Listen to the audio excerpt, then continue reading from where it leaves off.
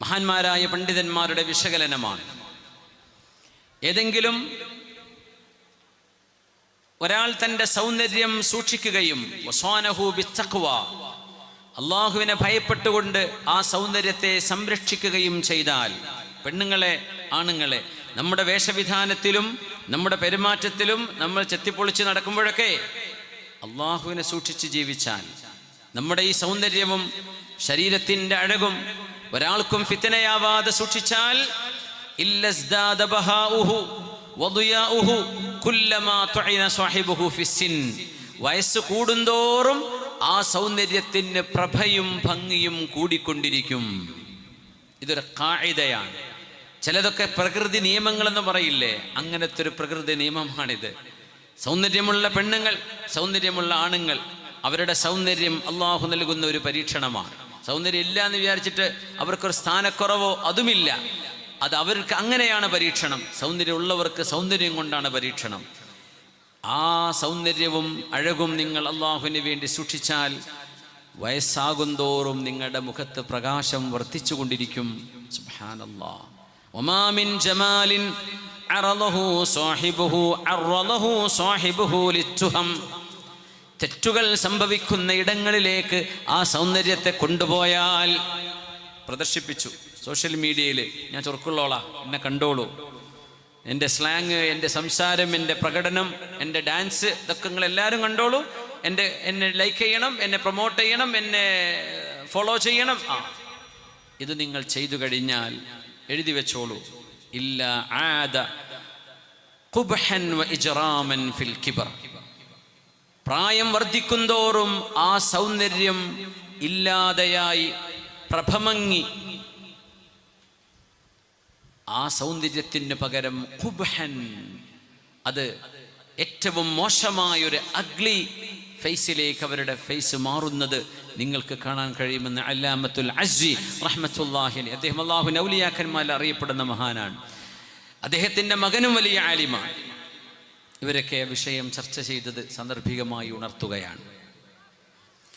ഖാല റസൂലുള്ളാഹി സ്വല്ലല്ലാഹു അലൈഹി വസല്ലം, ഹബീബായ നബി തങ്ങൾ പറയുന്നു, മൻ ആതാഹുല്ലാഹു വജ്ഹൻ ഹസന, ആർക്കെങ്കിലും അല്ലാഹു സൗന്ദര്യമുള്ള മുഖം നൽകിയാൽ, വസ്മൻ ഹസനൻ, നല്ല ഒരു പേരും നൽകിയാൽ, ഫാത്തിമ നല്ല പേരാ, അത് പിടിച്ച് പാത്തു എന്നാക്കണ്ട, അത് ഫാത്തിമന്നെ ആയിക്കോട്ടെ, അത് പാത്തുട്ടി ആക്കണ്ട, അത് ഫാത്തിമ കുട്ടി എന്ന് വേണമെങ്കിൽ കുട്ടിയാകുമ്പോൾ അങ്ങനെ പറയൂലേ, അല്ലാതെ നല്ല പേരുകൾ നല്ലതായിട്ട് തന്നെ.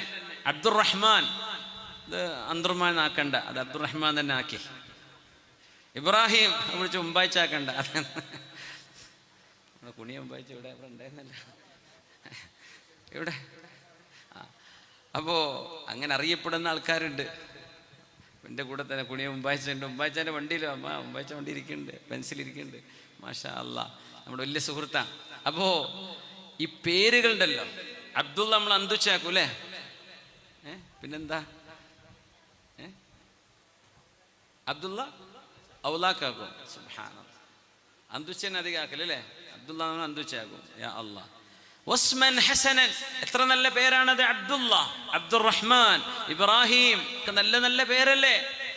അങ്ങനെ ഒരു പേരും നല്ല മുഖവും ഒരാൾക്കുണ്ടെങ്കിൽ, വജഅലഹുല്ലാഹു ഫീ മൗദിഇൻ ഗൈരി ശാഇനിൻ, മോശപ്പെട്ട ഒരു പ്രവൃത്തിയിലേക്ക് പോകാതെ അവരുടെ അഭിമാനം അല്ലാഹു സംരക്ഷിക്കുകയും ചെയ്താൽ, അങ്ങനെ സൗന്ദര്യമുണ്ട്, നല്ല പേരുമാണ്, തെറ്റുകളിലേക്കൊന്നും പോകുന്ന ആളല്ല, തിന്മയിലേക്ക് പോകുന്ന ആളല്ല. ഫഹുവ മിൻ സഫവത്തില്ലാഹി മിൻ ഖൽഖിഹി, അവർ അല്ലാഹുവിൻ്റെ തെരഞ്ഞെടുത്ത സൃഷ്ടികളാണ് എന്ന് മഹാനായ അഷ്റഫുൽ ഖൽഖ് റസൂലുള്ളാഹി സ്വല്ലല്ലാഹു അലൈഹി വസല്ലം, ഹദീസാണ്. ഇമാം ബൈഹഖി ശുഅബുൽ ഈമാനിൽ കൊണ്ടുവന്ന ഹദീസ്. അള്ളാഹു നൽകുന്ന അനുഗ്രഹങ്ങളെ നിങ്ങൾ സൂക്ഷിക്കണമേ. നിങ്ങളുടെ മുഖം എന്ത് ചെയ്യരുത്, അത് ആളുകളെ തിന്മയിലേക്ക് വശീകരിക്കാനുള്ള ഒരു ആയുധമാക്കി മാറ്റരുത്. അത് അള്ളാഹുവിന് ഇഷ്ടമല്ല. ആരുടെയും മുഖമോ ചൊറുക്കോ തൊലിയുടെ നിറമോ ആരും അള്ളാഹിനോട് ചോദിച്ചു വാങ്ങിയതല്ല, അള്ളാഹു അവർക്കായിട്ട് കൊടുത്തതാണ്, അല്ലേ? ആർക്കും അതിൻ്റെ പവർ പറയാൻ പറ്റൂല. നീ സൗന്ദര്യം ഉണ്ട്, എന്ത് നിനക്ക് എത്ര പവർ, നീ കൊണ്ടുവന്നതാണോ, അത് നിനക്ക് കിട്ടിയതല്ലേ. സൗന്ദര്യം ഇല്ല എന്ന് വിചാരിച്ചു വല്ല കുറവുണ്ടോ, അതുമില്ല, അത് അല്ലാഹു നൽകിയതാ. അതുകൊണ്ട് നിങ്ങൾ സംരക്ഷിക്കണേ. മൻ ആതാഹുല്ലാഹു വജ്ഹൻ ഹസനൻ വസ്മൻ ഹസനൻ വജഅലഹുല്ലാഹു ഫീ മൗളിഇൻ ഗൈരി ഷാഇൻ. തിന്മയിലേക്ക് പോകാതിരിക്കുകയും നല്ല പേരും നല്ല മുഖവും അല്ലാഹു നൽകിയാൽ ഫഹുവ മിൻ സഫ്വത്തില്ലാഹി മിൻ ഖൽഖിഹി, അല്ലാഹുവിൻ്റെ സൃഷ്ടികളിൽ അല്ലാഹ് തെരഞ്ഞെടുത്ത ആളുകളിൽ പെട്ടവരാണവർ. എലീറ്റ്സ്, സഫ്വത്താണവർ. യാ അല്ലാഹ്. മഹാനായ അബൂ നഈമുൽ ഇസ്ഫഹാനി തങ്ങൾ അവരുടെ ഹില്യത്തുൽ ഔലിയായിൽ മഹാനായ ഔൻ ഇബ്നു അബ്ദില്ലാഹി റളിയല്ലാഹു അൻഹുവിനെ സംബന്ധിച്ച് മഹാനവറുകളുടെ ഒരു ഉദ്ധരണി കൊടുക്കുന്നുണ്ട്. മൻ കാന ദാ സൂറത്തിൻ ഹസനത്തിൻ ഫീ മൗളിഇൻ ലാ യശീനു, തിന്മയിലേക്ക് പോകാത്ത, തിന്മ ചെയ്യാത്ത, മയക്കുമരുന്നിലേക്കോ ലഹരിയിലേക്കോ വ്യഭിചാരത്തിലേക്കോ പെണ്ണുങ്ങളുടെ പിന്നാലെയോ നടക്കാത്തൊരു ചെറുപ്പക്കാരൻ, അതുപോലത്തെ ഒരു പെണ്ണും, തിന്മയിലേക്ക് പോകാത്ത പെണ്ണ്, നല്ല മുഖസൗന്ദര്യമുണ്ട്, അവൾക്ക് വേണമെങ്കിൽ ഒരു ഇൻസ്റ്റഗ്രാമൊക്കെ തുടങ്ങിയാൽ ഇഷ്ടം പോലെ ഫോളോവേഴ്സിനെ കിട്ടും. പക്ഷെ അവരത് ചെയ്തില്ല. എന്തേ? ഇത് ഞാൻ നാട്ടുകാർക്ക് ഇങ്ങനെ പബ്ലിഷ് ചെയ്യാനുള്ള, വിൽക്കാനുള്ളതല്ലല്ലോ, എനിക്കത് ചെയ്യാൻ പാടില്ലല്ലോ എന്ന് ചിന്തിക്കുന്ന ഒരു ആണോ ഒരു പെണ്ണോ, അല്ലാഹു അവർക്ക് ജീവിക്കാനുള്ള വഴി നൽകുകയും സമ്പത്ത് നൽകുകയും ചെയ്തു. എന്നിട്ടവർ വിനയത്തോടെ ജീവിച്ചാൽ, അഹങ്കാരം കാണിക്കാതെ, ഞാൻ വലിയ ആളാണെന്ന തോന്നലില്ലാതെ സൗമ്യരായി ജീവിച്ചാൽ. എന്താണെന്നറിയോ? പൈസ കിട്ടിയിട്ട് വിനയം കാണിക്കുക എന്ന് പറഞ്ഞ സംഗതി വളരെ പ്രശ്നമാണ്. കാശ് കയ്യിലുണ്ടോ, എനിക്കെന്താ കുറവ്, ഞാൻ പറഞ്ഞത് നിങ്ങൾ കേൾക്കണ്ടേ എന്നൊരു തോന്നൽ മനസ്സിൽ വരും. ഇതില്ലാത്തത് വളരെ കുറച്ച് ആൾക്കാർക്കേ ഉള്ളൂ. പൈസ ഇല്ലേ, പച്ചപ്പാവായിരിക്കും. കാശ് കയ്യിലുണ്ടോ, ഞാനല്ലേ ഇവിടുത്തെ ആള്, ഞാൻ പറഞ്ഞത് കേൾക്കണ്ടേ, ഞാൻ വരച്ച വരമ്പ് നിങ്ങൾ നിൽക്കണം എന്ന് പറയുന്നൊരു തോന്നൽ ഖൽബിൽ വരും. അതുകൊണ്ടാണ് നബി തങ്ങൾ പറയുന്നത്, നിങ്ങൾക്ക് സമ്പത്തും അല്ലാഹു നൽകി, നല്ല പേര്, നല്ല മുഖം, തിന്മയിലേക്ക് നിങ്ങൾ പോയില്ല. അങ്ങനെയെങ്കിൽ കാന മിൻ ഖാലിസത്തില്ലാ, അല്ലാഹു തെരഞ്ഞെടുത്ത നല്ല മനുഷ്യരാണവർ. ആ വിനയം കൂടെ അതിന് കൂടെ കിട്ടണം. ഏതൊരു പാവപ്പെട്ട മനുഷ്യനും ചെന്ന് സംസാരിക്കാൻ കഴിയുന്ന ഒരു ആക്സസിബിലിറ്റി ആ മനുഷ്യനിൽ ഉണ്ടാവണം. തെറ്റുകളോ മഷ്വറകളോ ചർച്ചകളോ നടക്കുമ്പോഴേ മറ്റൊരാളിൻ്റെ അഭിപ്രായം സ്വീകരിക്കാനുള്ള വിശാല മനസ്സ് വേണം. ഇതൊക്കെ നല്ല മനുഷ്യന്മാരുടെ ലക്ഷണമാണ്. അല്ലെങ്കിൽ ഇനിയും നന്നാവാൻ അവിടെ ഇച്ചിരി ബാക്കിയുണ്ട് എന്ന് തന്നെയാണ് അതിനർത്ഥം. അള്ളാഹു നമ്മെ സ്വാലിഹീങ്ങൾ പെടുത്തി തരട്ടെ. മൻ കാന ദാ ഹുസ്നിൻ വദാ ഹസബിൻ സാകിൻ വവസ്സിഅ റിസ്ഖുഹു വഗദാ മുതവാളിഅൻ ലില്ലാഹി ഫഹുവ ഇദൻ മിൻ ഖാലിസിർ റബ്ബിർ റഹീം ഗദാ. അല്ലാഹു നാളെ പ്രത്യേകമായി ആദരിക്കുന്ന, ബഹുമാനിക്കുന്ന ആളുകളാണവർ. മൂന്നാളുകളെ ഇന്ന് കാണാൻ പ്രയാസമാണെന്ന് മഹാന്മാർ പറയാറുണ്ട്. മഹാനായ ഇമാം ഖുശൈരിയുടെ അർ-റിസാലത്തുൽ ഖുശൈരിയ ലോകപ്രസിദ്ധമായൊരു റിസാലയാണ്. മഹാനവറുകൾ പറയുന്നുണ്ട്, ഫഖദ്നാ സലാസത അഷ്യാ, മൂന്ന് കാര്യങ്ങൾ ഇന്ന് കിട്ടൽ പ്രയാസമാണല്ലോ. ഹുസ്നുൽ വജ്ഹി മഅ സുയാന, സൗന്ദര്യമുള്ള പെണ്ണാണ്, സൗന്ദര്യമുള്ള ആണാണ്. പക്ഷേ വ്യഭിചാരത്തിലേക്ക് ചിന്തിക്കാതെ നടക്കുന്ന, മറ്റൊരാളെ, ഒരാണ് പെണ്ണിനെയോ ഒരു പെണ്ണ് ആണിനെയോ അട്രാക്റ്റ് ചെയ്യണം എന്ന് ചിന്തിക്കാതെ നടക്കുന്ന മുഖസൗന്ദര്യം ഒരാൾ, നല്ല ഗ്ലാമറുള്ളൊരു ചെക്കനാണ്, അവൻ ഒരു ലൈനും ഇല്ല, വലിയ പ്രയാസമാണ് കിട്ടാൻ എന്നാണ് ഈ പറഞ്ഞതിനർത്ഥം. ഒരു ഗ്ലാമറും ഇല്ലാത്തവൻ്റെ പിന്നാലെ തന്നെ 10-15 എണ്ണം. പിന്നെ ഇവനൊക്കെ എന്ത് ചെയ്യും? ഇങ്ങനെയുള്ള ആളുകളെ നിൽക്കാൻ വിടുന്നുണ്ടോ? പണ്ടൊക്കെ മരം ചുറ്റിക്കളി എന്നാ പറയാം. എങ്ങനെ പെണ്ണിൻ്റെ പിന്നാലെ അവരെ ഫ്രണ്ട്ഷിപ്പിലേക്ക് കൊണ്ടുവരാൻ വേണ്ടി ചെറുക്കന്മാർ കളിച്ചിരുന്ന കളി. ഇന്ന് അങ്ങനെയല്ല, പെൺകുട്ടികൾ ആണുങ്ങളുടെ പിന്നാലെ. സുബ്ഹാന ജല്ല ജലാലു. എടാ നിനക്കെന്താടോ കുഴപ്പം, നിന്നൊന്ന് തൊട്ടൂടെ? ആര്? പെണ്ണ് പോലെ തോള് കൈ പിടിച്ചിട്ടായി പറയണത്. നീ ആണൊന്നല്ലേ, നിന്റെ ആണത്തെ എവിടെ? ഇതൊക്കെയാ ചോദ്യം.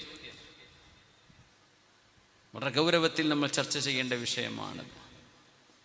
അന്ത്യനാളിൻ്റെ അടയാളങ്ങളിൽ മുസ്ലിമീങ്ങൾ ശരിയായ ദീനനുസരിച്ച് ജീവിക്കുന്നവർ ഗുറബാ.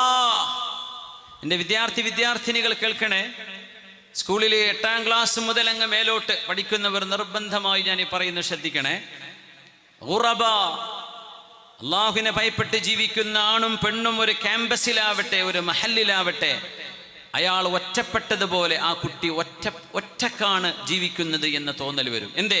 എല്ലാവർക്കും ഗേൾ ഫ്രണ്ട്സും ബോയ് ഫ്രണ്ട്സും ഉണ്ട്, എനിക്കത് വേണ്ട, എനിക്കെൻ്റെ വിവാഹം നടക്കുമ്പോൾ എൻ്റെ കുടുംബവും എൻ്റെ മാതാക്കളും എൻ്റെ പിതാക്കളും അവരൊക്കെ തൃപ്തിയോടെ സന്തോഷത്തോടെ എന്നെ കൈപിടിച്ച് ഒരു ചെറുക്കൻ്റെ കയ്യിൽ ഏൽപ്പിക്കുന്നവരെ എൻ്റെ സൗന്ദര്യമോ എൻ്റെ ശരീരമോ ഒരാൾക്കും തൊടാനോ പരസ്യപ്പെടുത്താനോ ഉള്ളതല്ല എന്ന് ചിന്തിക്കുന്ന ഒരു പെൺകുട്ടിയെ കൂടുള്ള ആളുകൾ വിചിത്രമായൊരു പെണ്ണായി കാണുന്ന ഒരു കാലം. ബോയ്സ് മുഴുവൻ അവർക്കൊക്കെ ഗേൾ ഫ്രണ്ട്സ് ആണ്. ഒരു രാത്രി ഫോണിൻ്റെ കയ്യിൽ വിളിക്കുന്നു, പോകുന്നു, വരുന്നു, കാണുന്നു. ഒന്നും കൺട്രോൾ ചെയ്യാൻ കഴിയില്ല. ഒരു മാതാവിനും പിതാവിനും കൺട്രോൾ ചെയ്യാൻ കഴിയില്ല. മക്കൾ പറയും, ഉമ്മ ഞാൻ നിസ്കരിച്ചിട്ട് വരട്ടോ. പിന്നെ നിസ്കാരം കഴിഞ്ഞ് 11 റക്അത്ത് വിത്റും കഴിഞ്ഞിട്ടാണ് ഞാൻ വരട്ടോ. പിന്നെ ഹദ്ദാദും കഴിഞ്ഞിട്ട് വരെ. പിന്നെ പോകുന്ന വേറെടുക്കെങ്കിലൊക്കെ ആയിരിക്കും. നമുക്കത് ട്രാക്ക് ചെയ്യാൻ പറ്റുമോ? ഉമ്മ ആയിരിക്കും പഠിച്ചവനെ ഓൻ്റെ തറാവി കഴിഞ്ഞിട്ടുണ്ടാവില്ല. ഒന്നും ചെയ്യാൻ പറ്റില്ല. ഒരു കുട്ടി അങ്ങനെ വിചാരിക്കുകയാണ്, എനിക്കങ്ങനെ ഗേൾ ഫ്രണ്ട് പറ്റൂലല്ലോ റബ്ബേ, എനിക്കത് പാടില്ലല്ലോ. ഒരു അന്യ പെണ്ണുമായുള്ള ബന്ധം പോലെ അഡൽറ്റുകളായി കഴിഞ്ഞാൽ സ്കൂളിലും ക്യാമ്പസിലുമാണെങ്കിലും നിങ്ങൾ അഡൽറ്റുകളാണ്.